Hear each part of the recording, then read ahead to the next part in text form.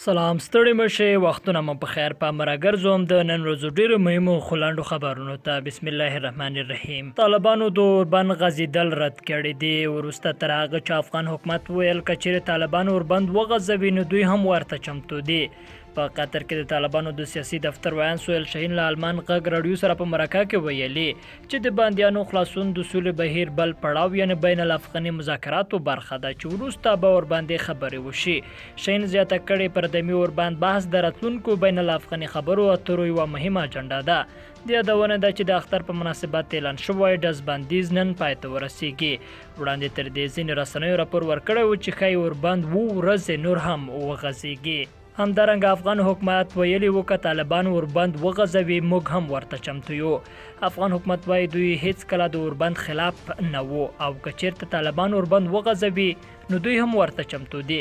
د څرګندونې د ملي امنیت شورا ویان جاوید فیصل نن په کابل کې وی خبري ناستې ته کړې دي. او بل مهم خبر مده چې امر روغتیا وزارت وایي چې په تیرو 24 ساعتونو کې د هیواد په بیلابیلو ولایتونو کې د کرونا وایروس 650 نورې مثبتې پیښې ثبت شوي دي. د یاد وزارت په خبره د یادو پیښو تر ټولو لوړ شمېر بیا هم په کابل کې دی. له دې سره په هیواد کې پر کرونا وایروس د اخته کسانو شمېر 11,911 ته رسیدلی دی. حکومت کې موثق سرچینو خبر ورکړی و او ویلي دي چې نن به د بګرام او څرخي پله له زندانونو څخه 900 نور طالب زندانیان آزاد شي. سرچینې وایي دا به تر ټولو ستر شمېر د طالب زندانیانو وي چې نن د حکومت له زندانونو خوشي کیږي.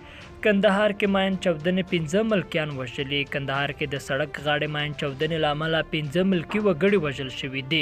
د کندهار ولایت مقام څخه د خپاره شوي خبرپاڼې له مخې تېره ورځ غرمه مهال د میانشین ولسوالۍ څخه د ملکي کسانو یو بایفور موټر د ارزګان ولایت مرکز ترینکوټ ته په لاره و چې د تناوچي په نامه سیمه کې موټر د سړک غاړې ته ښخ شوي ماین باندې ور برابر شو چې په پایله کې په یاد موټر کې سپاره ټول کسان وژل شوي.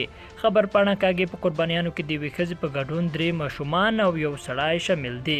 امریکا پاکستان ته د کرونا سره د مبارزې په موخه $6 میلیونه ورکوي. امریکا له کرونا وبا سره د مبارزې په موخه پاکستان سره $6 میلیونه مرسته اعلان کړی دی. په اسلام آباد کې د امریکا سفیر پال جونز د کوچني اختر په مناسبت خپاره کړي پیغام کې پاکستان سره د یادې مرستې اعلان کړی دی. جونز ویلي دا پیسې به د کرونا وایروس د ناروغانو درملنې په برخه کې ولګول شي. د بشري حقوقو کمیسیون وایي ښکېلې غړي د ملکي وګړو خوندیتابه لپاره اوربند وغځوي. د بشري حقوقو خپلواک کمیسیون د جګړې له ښکېلو لوریو د اوربند د دوام غوښتنه کړې ده. د یاد کمیسیون د اړیکو مسؤل ذبیح الله فرهنګ ویلي دوی د جګړې له ټولو ښکېلو خواو غواړي چې اوربند وکړي او د اوربند پر دوام دواړه غړي د سولې بین الافغاني خبرو ته سره کینی. فرهنګ زیاته کړې دوی هیله لري چې د سولې بین الافغاني مذاکرات په افغانستان کې د جګړې د پای ته رسیدو او د بشري حقوقو د نقضولو د مخنیوي لامل شي. او وروسته لاند مهم خبر مده چې د بهرنیو چارو وزارت سرپرست حنیف اتمر نن له ایران راغلي یو لوړپوړي ډیپلوماټیک پلاوي سره لیدلی دي. یاد پلاوی د هغو افغانانو د وژنې د پیښې څېړلو لپاره کابل ته راغلی دی چې تیر سور میاشت کې د ایران او افغانستان د پولې په اوږدو کې د ایراني ځواکونو له لوري وژل شوي او بیا یې مړي سیند ته غورځول شوي وو. لیدونکو له ملتیا مو مننه. تر بیا ښې چارې.